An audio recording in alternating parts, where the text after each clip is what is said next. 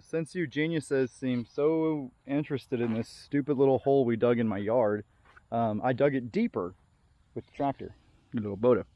And now I'm going to drive some real trucks through it. People complain, they know the Ford drove straight through it, but the Tacoma went sideways. Well, the reason for that, let me educate you. Locking differentials, a 45-degree angle is the worst way to go because that truck doesn't flex very well because it's an F350. You get two tires in the air, it stops moving. So his best bet was to go straight for it. The Tacoma had more options because it has lockers. The Tacoma did not go straight through it because the Tacoma is a 2020 $40,000 truck and it's bone stock. So without a lift, its bumper would have hit, right? The massive F350 with a 6-inch lift on 37s didn't have that issue. Get camera aimed properly. It's pretty good. All right, enjoy. Two-wheel drive.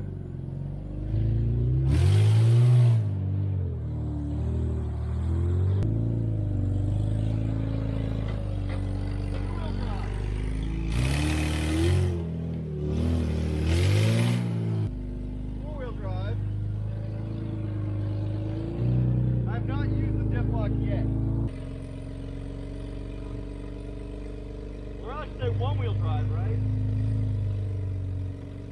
Four-wheel drive. I'm trying to get it stuck now. Alright, there we go. Four-wheel drive, both discs open. Alright, now I'm going to lock the rear differential.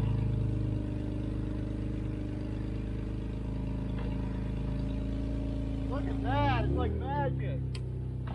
This is not a daily driver, obviously. This is just a toy.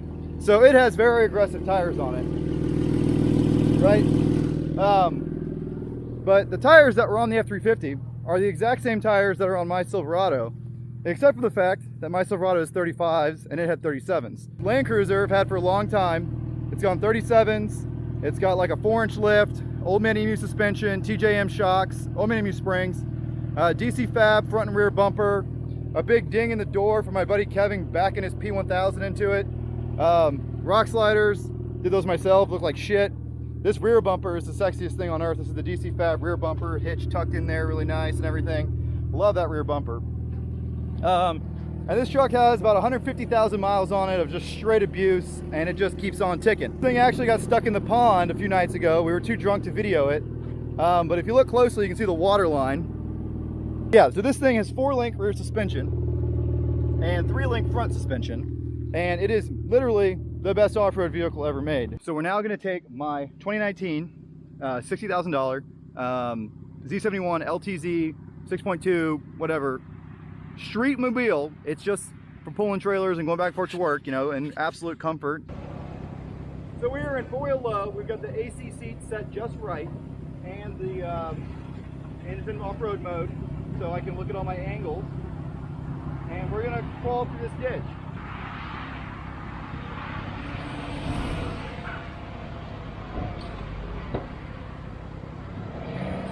As you saw there, this thing has gov lock, which is automatic rear locker, which took a little bit to kick in, but once it did, no problem.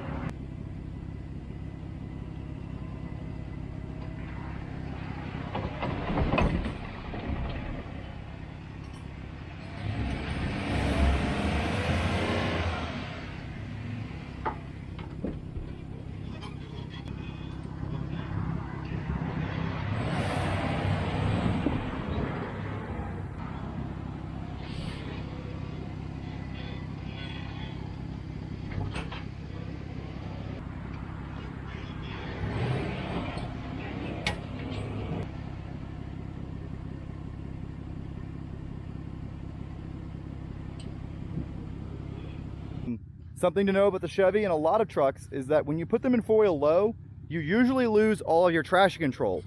And traction control often includes LSD, or electric LSD, where it uses the brakes to reduce wheel spin. So in that last clip, it crawled through it much more smoothly because it was not relying on the rear locker to kick in. So pro tip, if you're going to do some off-roading with these trucks and you're having an issue in a situation where you need both front wheels to pull, you might be better off in 4-wheel high or 4-wheel auto.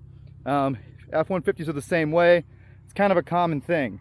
Yeah, Chevys are better than Ford. Yeah, we said that.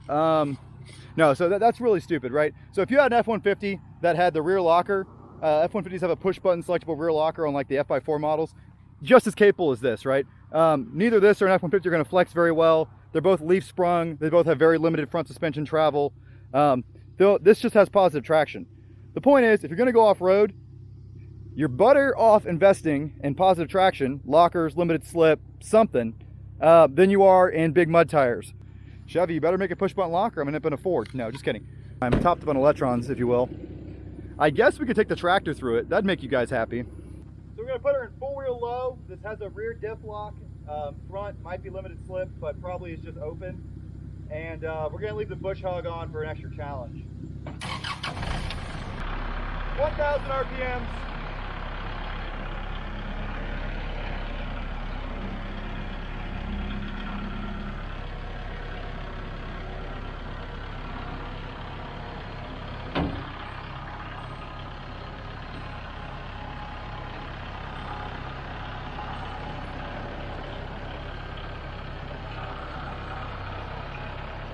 The tractor is also better than a Ford. Ah, yes. I'm going to engage the locking differential. Dip lock engage.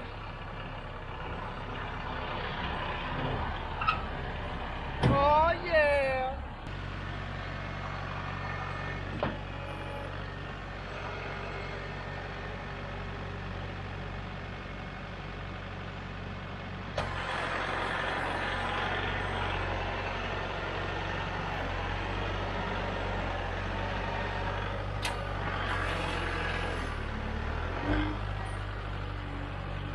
Gotta fix the yard.